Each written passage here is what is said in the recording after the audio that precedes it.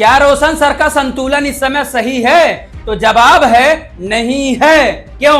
क्योंकि खान सर जब से शुभंकर मिश्रा के पॉडकास्ट में इतने दिनों का झूठ का इल्जाम लगे हुए जख्म को सीने में लेकर शुभंकर मिश्रा के पॉडकास्ट में पहुंचकर झूठ का पर्दाफाश किए, तो क्या सभी बरसाती मेढक अपने अपने बिल से निकलकर टर टर करने लगे हैं भाई साहब। दोस्तों, खान सर ने एक बात सही कही है, चींटियां कितनी भी तादाद में क्यों ना हो, वो गन्ना घसीट कर कभी नहीं ले जा सकती हैं। लेकिन आज हम चींटी की नहीं, सबसे बड़े मेढक की बात करेंगे जो हर समय टर टर करता रहता है।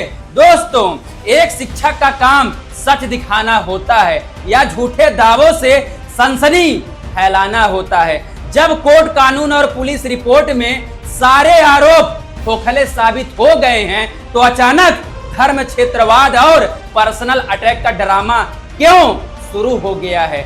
आज बात होगी उस पूरे साजिश की जहां हर मोड़ पर रोशन सर ने झूठे इल्जाम लगाकर खान सर को फंसाने की कोशिश की है, पर सच के आगे उनका हर बार हार और हर पैतरा फेल हो गया है, क्योंकि झूठ के पैर नहीं होते हैं। दोस्तों नमस्कार, मैं सुग्रीव कुमार। दोस्तों, आगे बढ़ने से पहले छोटा सा रिक्वेस्ट है, सुग्रीव कुमार ऑफिशियल को सब्सक्राइब और बेल आइकन को ऑन कर लें। धन्यवाद दोस्तों। चलिए शुरू करते हैं। दोस्तों, शुरुआत करते हैं उस दिन से, क्योंकि खान सर के विरोधी का दो ही इल्जाम शुरू से लेकर आज तक है। खान सर ने गोलियां चलवाई और दूसरा 8 से 10 राउंड गोलियां चली थी। खान सर ने खुद बोला था कि हमने अपने आंखों से देखा था। तो दोस्तों सुनिए। दोस्तों, जब यूपी पुलिस सिलेक्शन फंक्शन के दौरान गोलियां चली थी, विरोधियों ने शोर मचाया कि खान सर ने बयान बदल लिया है।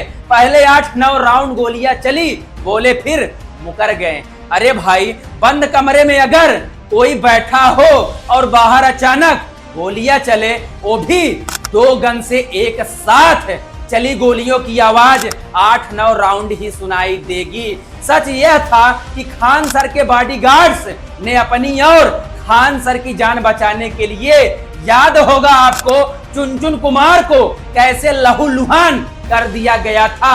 इसलिए सेल्फ डिफेंस में फायर करना मजबूरी बन गया था।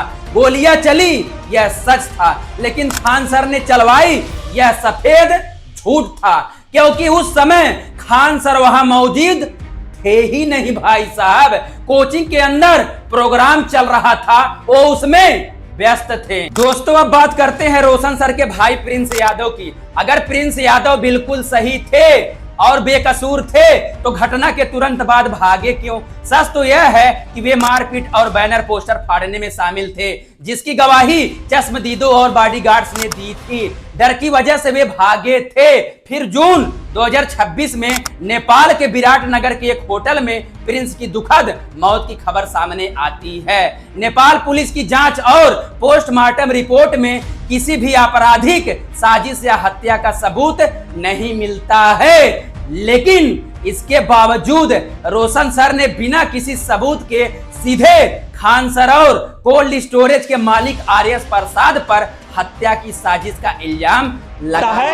और बिहार में, उत्तर प्रदेश का होकर के बिहार में अपना एकाधिकार स्थापित करने के लिए जो है, रूम मालिक के साथ मिल करके जो है, रूम मालिक के कंधा पर बंदूक रख करके जो है, किसान कोल्ड स्टोर के रूम मालिक आर.एस. प्रसाद, किसान कोल्ड स्टोर के रूम मालिक आर.एस. प्रसाद और फैजल खान, दोनों ने मिल करके हमारी भाई की हत्या करवाई है और हमारी भी हत्या करवा सकता है।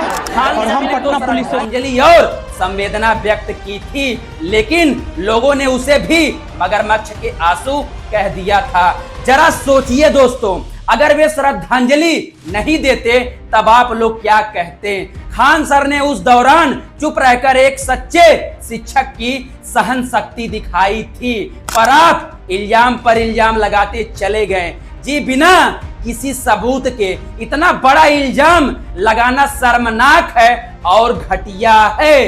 दोस्तों, जब रोशन सर जेल से बाहर आते हैं और गाड़ी में बैठकर बोले उत्तर प्रदेश का होकर बिहार में अधिकार जमाना चाहता है, उत्तर प्रदेश का होकर के बिहार में अपना एकाधिकार स्थापित करने के लिए जो है वाह भाई वाह वाह रोशन सर, क्लासरूम में बैठकर आप बच्चों को संविधान पढ़ाते हैं और बाहर आते ही क्षेत्रवाद फैलाने लगते हैं।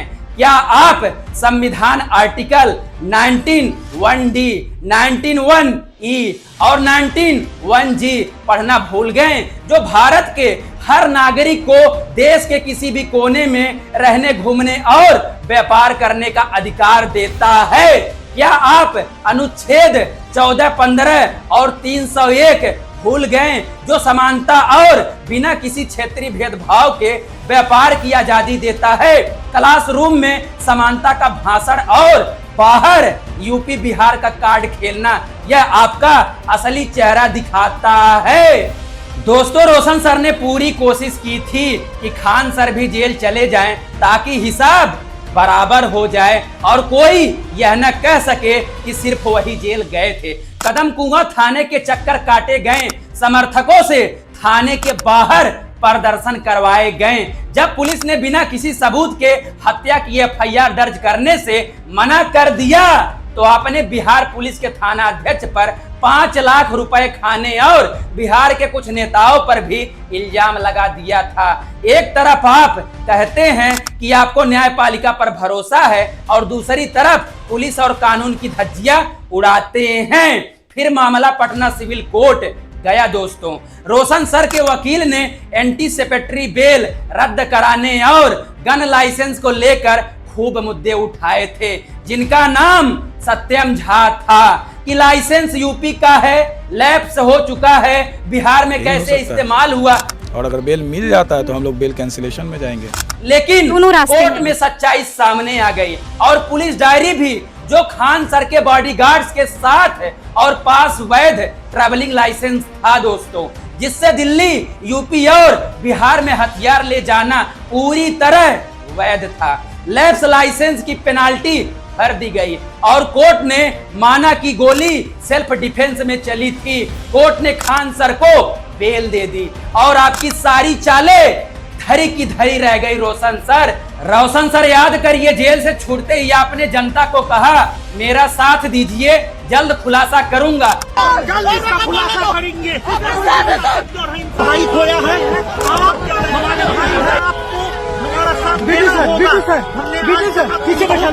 अभी समय है हमारे लिए।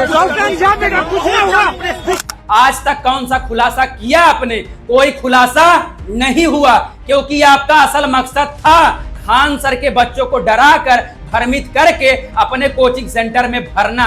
जब खान सर के कोचिंग में शॉर्ट सर्किट से आग लगी तो क्या उन्होंने आप पर झूठा इल्जाम लगाया? नहीं लगाया, क्योंकि खान सर का चरित्र ऐसा नहीं है जो आपकी तरह हर बात पे खान सर को कटघरे में खड़ा कर देते हैं। बस इंतजार उस दिन का है जब आप बोले, मेरी उंगली में दर्द होने का कारण भी खान सर है। रोशन सर, जब आपकी कोई चाल काम नहीं आई तो आपने अचानक अपनी छाती पीट पीट कर सनातनी हिंदू कार्ड खेलना शुरू कर दिया था कि हम सत्यवादी हैं, हमें मारना नहीं सिखाया जाता है। तो रोशन सर, किस धर्म में बिना सबूत के किसी पर हत्यारा होने का इल्जाम लगाना सिखाया जाता है? मैं पूछना चाहता हूं आपसे। दोस्तों, रोशन सर को बर्दाश्त ये नहीं है कि 85% हिंदू खान सर के साथ खड़े हैं कैसे, उनके यहाँ पे पढ़ रहे हैं कैसे, और इतना हिंदू बहनें खान सर को राखी बांध रही हैं कैसे। रोशन सर को ये बर्दाश्त कतई नहीं है, जो उनकी बातों से साफ झलकता है और पता चलता है। देखिए कैसे खान सर को बदनाम करने के लिए राखी जैसा पवित्र त्योहार को नहीं छोड़ा गया है, जो बेहद घटिया है और बेहद शर्मनाक है। रोशन सर, खान सर कोई कुकुरमुत्ता है क्या, जो आप रातों रात उन पर एक घटिया बयान और गंदी साजिश करके उन्हें उखाड़ करके फेंक देंगे? रोशन सर, कभी नहीं। और इस समय आप जो ये कृत्य कर रहे हैं, आपने छात्र के साथ साथ देश भर में सभी छात्रों के नजर में गिर रहे हैं और आपका यह प्रोपोगेंडा भी फ्लॉप हो गया है। तो आप पूरी तरह से बौखला गए हैं। दोस्तों, शुभंकर मिश्रा के पॉडकास्ट पर जब खान सर ने एक एक करके आपके सारे झूठ का चिट्ठा खोल दिया तो आप बिलबिला उठे। रोशन सर इस बौखलाहट में जिस तरह से back to back video upload कर रहे हैं उससे तो यही लग रहा है कि जैसे बीजेपी में सीट न मिलने की भरपाई आप यूट्यूब के व्यूज और टीआरपी से ही करना चाहते हैं।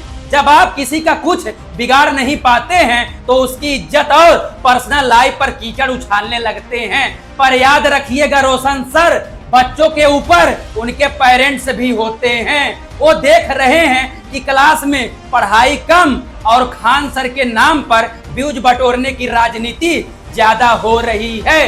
दूसरों की छवि खराब करते करते आप खुद छात्रों और समाज की नजरों में गिर चुके हैं। एक कहावत है रोशन सर, एक कहावत है, जो दूसरों के लिए गड्ढा खोदते हैं अक्सर उस गड्ढे में सबसे पहले वही गिरते हैं। सच की जीत कोर्ट में हो चुकी है। अब जनता भी आपका असली चेहरा देख चुकी है। दोस्तों, मिलते हैं अगले एपिसोड में। उससे पहले कर लीजिए वीडियो को लाइक, चैनल को सब्सक्राइब, बेल आइकन ऑन कर लीजिए। तब तक के लिए दोस्तों, जय हिंद, जय भीम।